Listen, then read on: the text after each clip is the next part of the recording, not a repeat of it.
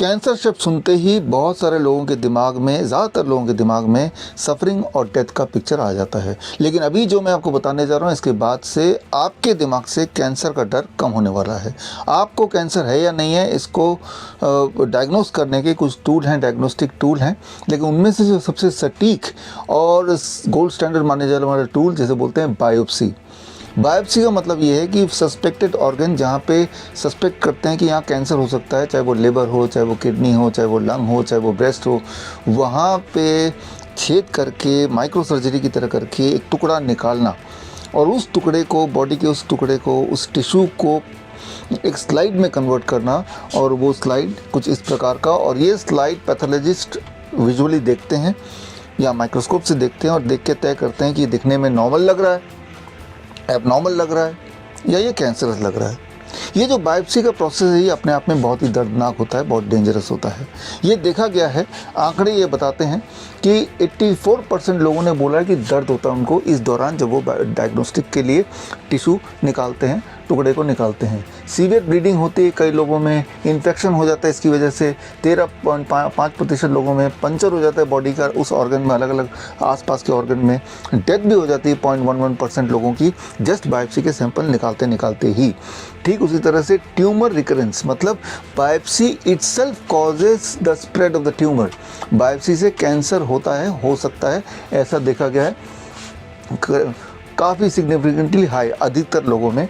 और colon puncture, kidney puncture, gall bladder puncture, इस तरह के कॉम्प्लिकेशन भी होते आए हैं, आंकड़े ये बताते हैं। और अगर हम बोन मैरो टेस्ट का बात करें, बोन मैरो टेस्ट भी एक तरह का बायोप्सी ही है। उसमें पेन बेहद ज़्यादा होता है। पेन स्केल में ज़्यादातर पेशेंट बोलते हैं बिटवीन 6 to 10। 6 to 10 का मतलब अति दर्द, बहुत ज़्यादा दर्द। तो इतना सारा दर्द, इतना सारा खतरा मोल लेने के बाद क्या ये टेस्ट रिलायबल है, ये जानने के लिए एक स्टडी की गई। उस स्टडी में ये वाला जो बायोप्सी स्लाइड है, ये अलग अलग पैथोलॉजिस्ट को दे दिया गया और पूछा गया कि इसको देख के बताएं कि ये नॉर्मल है, ये एबनॉर्मल है, या ये कैंसरस है। 33% पैथोलॉजिस्ट ने बोला कि ये नॉर्मल है, यानी कि कोई गड़बड़ नहीं है। 48% ने बोला ये कैंसरस तो नहीं लेकिन एबनॉर्मल लग रहा है। 19% पैथोलॉजिस्ट ने बोला ये कैंसर है। यानी कि ये कि अगर आपका ये बायोप्सी सैंपल होता और आप उन 19% पैथोलॉजिस्ट के पास जाते तो उनके हिसाब से आपके बॉडी में कैंसर है। आपके बॉडी में कैंसर है या नहीं है वो इस स्लाइड पे निर्भर नहीं करता, वो आपके बॉडी पे निर्भर नहीं करता, वो निर्भर करता है वो जो पैथोलॉजिस्ट है वो क्या ऑब्जर्व कर रहा है, वो जो ऑब्जर्वेशन है वो वेरी करता रहता है। यानी कि अगर बायोप्सी के रिपोर्ट में लिखा आ गया कि आपको कैंसर है, तो वो भगवान का लिखा हुआ कोई बाणी नहीं है, वो एक्यूरेट ऐसा भी नहीं है, उसमें बहुत सारा झोल हो सकता है या होता ही है। यही है खेल कैंसर इंडस्ट्री का। और इस तरह के कई सारे उन्होंने ताने बाना बुन दिया है, चाहे वो बायोप्सी हो, चाहे वो पेट स्कैन हो, चाहे वो मेमोग्राम हो, जिसके थ्रू दे इन्वेंट कैंसर पेशेंट। अब सवाल ये आता है तो करें क्या। दो इम्पॉर्टेंट सवाल, कैसे पता चलेगा कि हमें कैंसर है, और अगर है तो क्या करें कि हम ठीक हो जाएं। ये बात तो तय है कि अगर आप कीमोथेरेपी करते हैं, रेडिएशन करते हैं, सर्जरी करते हैं, तो ये भी कैंसर को फैलाने का टूल है, ना कि कैंसर को ठीक करने का। इन सारे जितने सारे तथ्य मैंने दिए, इन सारे के एविडेंसेस मैंने इस बुक में डाल दिए हैं। ये बुक लेके मैं हाजिर हूँगा आपके पास। Rabbit tortoise model for cancer cure, 13 अप्रैल 12 बजे लाइव मैं आपसे जुड़ूंगा कोरोनाकाल.tv में। ख़ास तौर से 13 अप्रैल का दिन मैंने चुना। 13 अप्रैल 1919 जलियांवाला बाग हत्याकांड। आप सबने, हमने इतिहास में पढ़ा है, अंग्रेज़ों ने हज़ारों भारतीयों पे गोली चला दी इस दिन, जिसमें छोटे बच्चे थे, महिलाएं थी, हज़ारों लोगों की डेथ हो गई। लेकिन अगर ध्यान से आप समझेंगे, पढ़ेंगे, आप तफ्तीश करेंगे तो पाएंगे कि गोलियां जिन्होंने चलाई उनमें से एक भी अंग्रेज़ नहीं था, वो भारतीय थे, वो इंडियन सोल्जर्स थे। ऑर्डर अंग्रेज़ ने दिया लेकिन गोली एक भारतीय ने दूसरे भारतीय पे चलाई। आज 103 साल के बाद भी माहौल ज़्यादा कुछ नहीं बदला है तो सिर्फ वो खाकी वर्दी वाइट कोट में बदल गया है।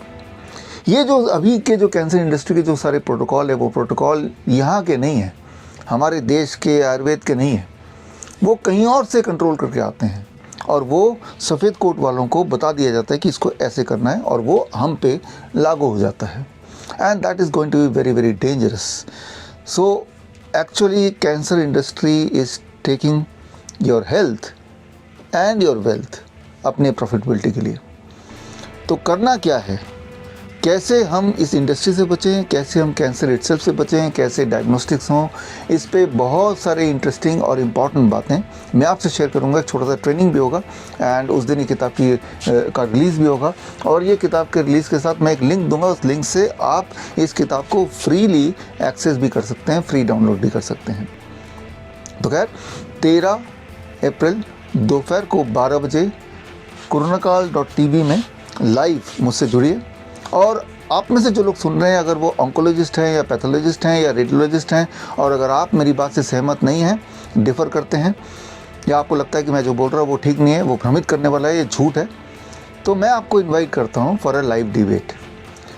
प्रेस के सामने लाइव डिबेट होगा, जिसमें लाइव टेलीविज़न में भी आएगा, ऑनलाइन लाइव भी होगा। और उस डिबेट में आप अपने तथ्य रखिए, मैं सारे एविडेंस के साथ आऊँगा ही। अगर उस डिबेट में मैं हार गया तो मैं आपको 10 लाख रुपए दूंगा।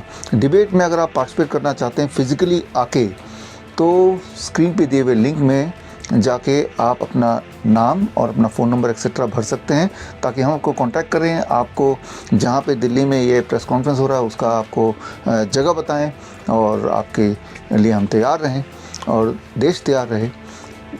सच जानने का हक आपका है, तो सच जानने के हक भी आपका है। और अगर आप इस फील्ड से ऑलरेडी जुड़े हैं, तो कोई अगर उसको भ्रमित कर रहा है, जैसे कि किसी को लगता है कि अगर मैं भ्रमित कर रहा हूँ, तो यहाँ भी सच क्या है उसको जानने के लिए, लोगों तक पहुँचाने के लिए you have to take some action. तो उम्मीद करते हैं कि 13 तारीख को आप और मैं जुड़ने वाले हैं, और एक शब्द जिससे अधिकतर लोगों को डर लगता है, वो डर हमेशा के लिए ख़त्म होने वाला है। ऑल द बेस्ट, जय हिंद।